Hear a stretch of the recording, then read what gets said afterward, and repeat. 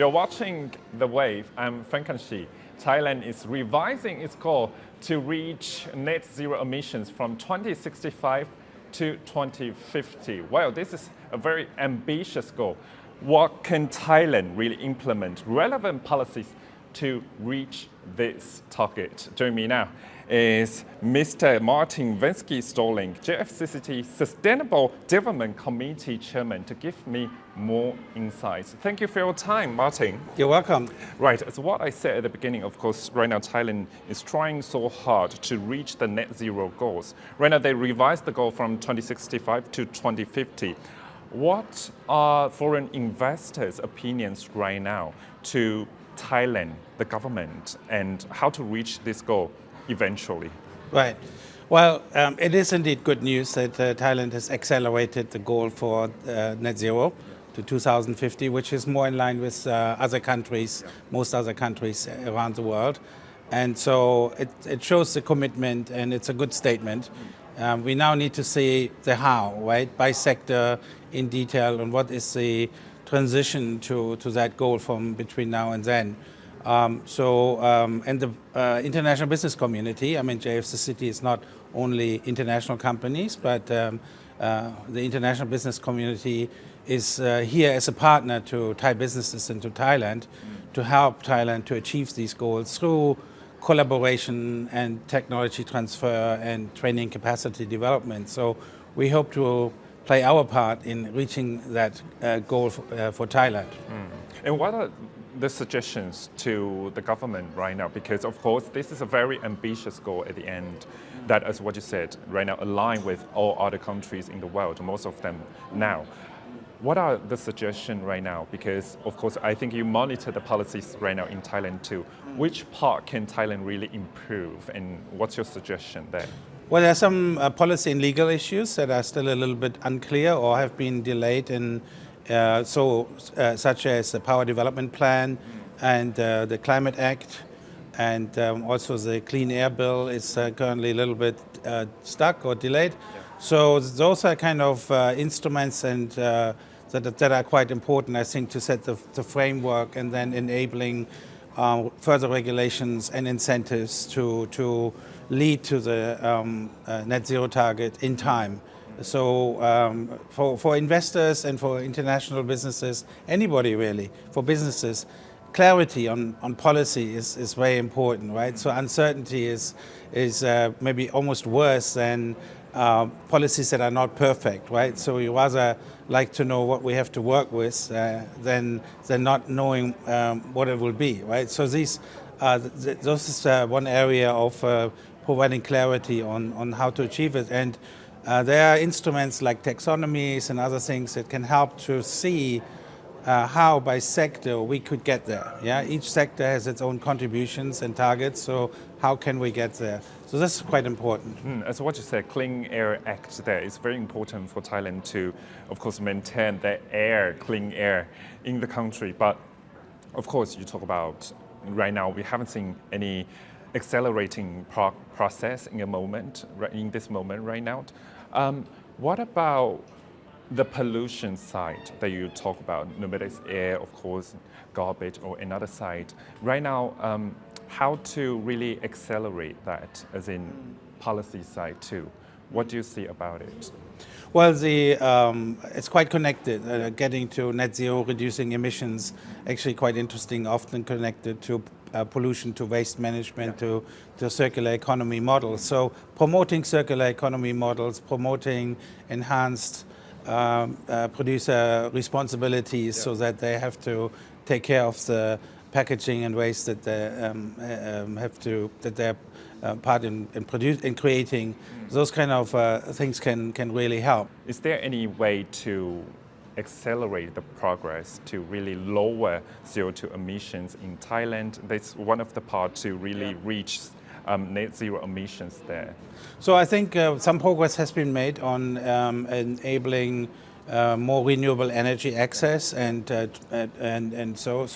but more could be done, I believe. There's a number of policies that I see even on the Thai business side have been pushing for, so that companies can utilize more their real estate on for solar in even households, right? Even that. So how do we open up the electricity network for more renewable energy production is definitely one thing, and reducing emissions is one very important target. So we call that mitigation, right? Mitigating so that we don't have the severe impact of climate change. We play our part in Thailand to reduce it. But another very important area is climate adaptation. You know, there will be impacts right now, and so some of these go hand in hand. So, like for example, many companies are in the eastern seaboard. Yeah. So the impact of more flooding and heat strokes, heat waves, and droughts. So we're going to have floods and droughts. So companies are getting more aware of this and see this as a risk factor. So we need to also do more for climate adaptation so that we are more resilient when these things happen. And some of the things like that you asked, what can industrial estates do? What can factories do? You know, better water management, energy efficiency measures. Those are all kind of things that make companies more efficient, transitioning into more sustainable business models, and also be more resilient and future ready as the climate changes, but also other factors change requirements in supply chains in the world, and also I believe in corporate citizenship. So companies, not only the international community, want to be better corporate citizens and promote sustainability. Right, and this is very crucial for business environment where a country can really provide better climate resilience, as what you said in EEC and Eastern Seaboard there, where maybe prospect a foreign investor, they want to come to invest in Thailand, but they see all droughts or flooding, frequent climate change. There are no resilience for them to really invest in Thailand. So just want to get your point there. Of course, you talk to so many foreign investors. JFCC2, of course, the umbrella that with over 30 chambers in Thailand too. What is Thailand's capability right now with climate resilience to ensure business investors, they really come to Thailand rather than choose other countries? Have you heard any hesitation to come to Thailand to invest over climate issues?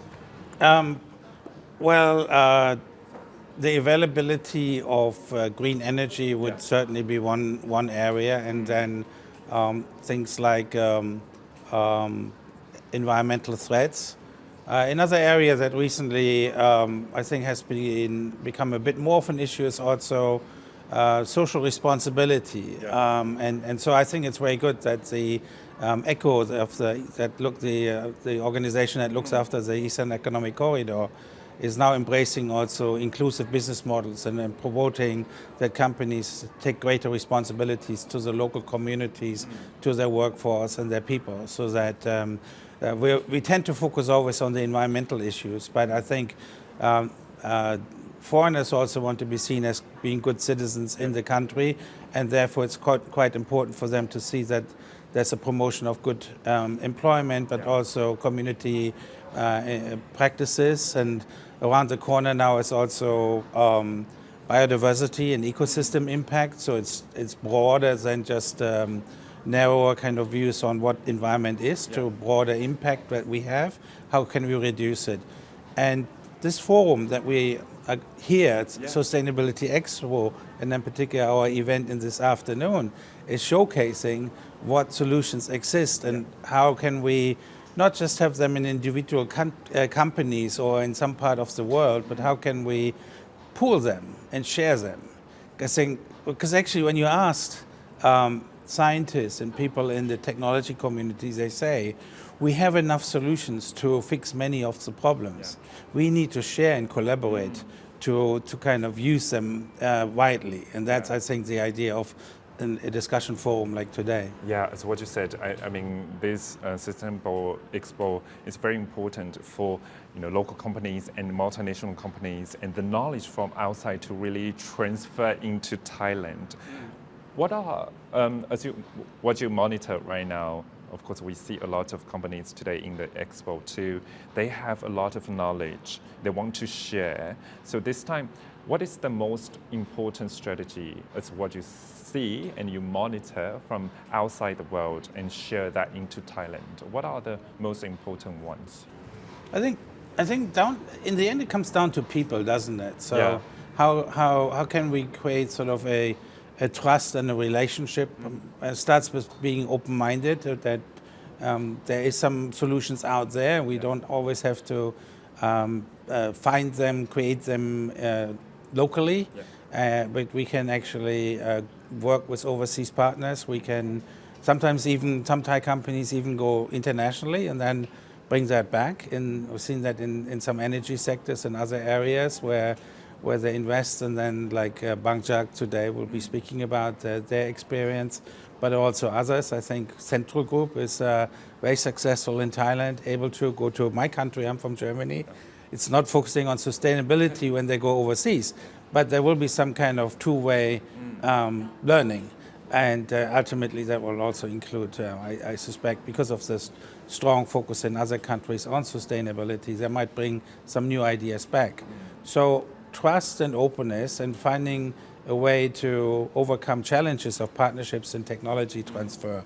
So it used to be that in technology, a lot of technology is imported but not fully used. So let's include capacity development, include new incentives where the BOI doesn't only promote just not the financial investment, but also promote the kind of partnership, the incentives for cooperation. That's what you said, sustainability is not just for climate, it's also the two-way learning cooperation between two sides too. No matter you talk about Germany and Central and Bangsa here today, we're joining this seminar. We have a government right now, of course, new government with more interesting cabinet list right now. They unfortunately only have 4 months to go.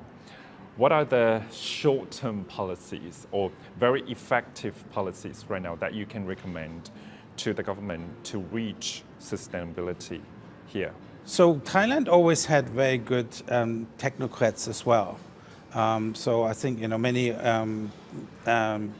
civil servants and employees of think tanks, of government departments are very knowledgeable and capable. So giving them the signal that the politicians trust them and want to listen to their recommendations and let them get on with good ideas that might be in the drawers, right? And also maybe listen to some of the recommendations on climate mitigations, on adaptation, on what we can do. With lots and lots of conferences on water management. So let's stop talking and see what we can do on water management.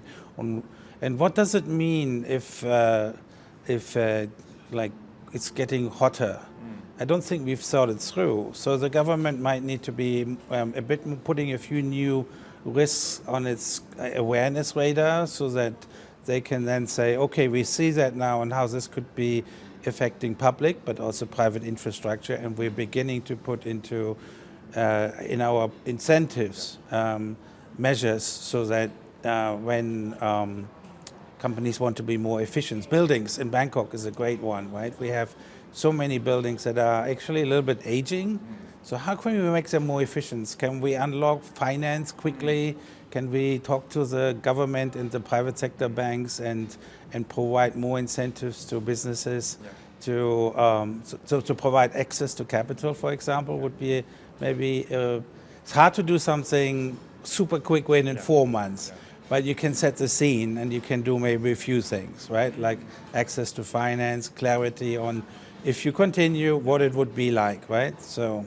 Yeah, totally understandable. And I think one of the policy, according to the new government right now, Kun Anutin Chawanakun, our Prime Minister, is about flooding. It's about climate issues. And they really want to tackle that. And as what you said, a series of process there, no better is the action to financial liquidity.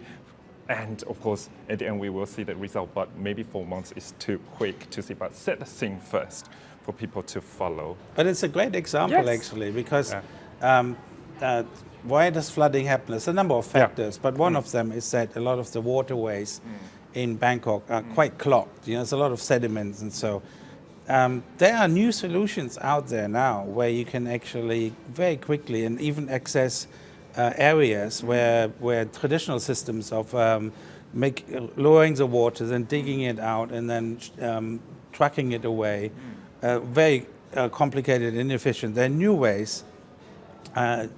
Companies that I met this week, and they have new ways to reduce the sediments in clogs and waterways in Bangkok, and reaching areas that other systems can't do. But maybe the government agencies don't know about these yet. So we need to open up to new innovation rather than sticking to believing that we need a new water plant or we need something expensive. Let's listen to the innovation that is available now. Existing solution actually already there, just how to connect. Yeah, new solutions have come out that are proven, but we need to change maybe procurement processes. We need to open up to these new solutions. Right, but that will be another big problem actually in the government too. So let's see how we can really connect together from the government side and the private sector and all the solutions that we can embed it and apply it to I guess Thailand. the key thing is a shift of mindset, isn't it? If the leadership signals that we are actually taking sustainability serious, Thailand is an amazing country with so many natural resources. I worked on the Biocircular Green Economy initiative, which I still think has some validity, that we can continue to use some of its aspects. Why? Because Thailand still has a fair amount of forests, has a lot of rich land, agriculture, food production. There's a lot there. So how do we kind of signal to everybody that's now important, connect to nature and think maybe a little bit more regeneratively, like where we're not taking away, reducing, but we're actually increasing the natural resources that we have again.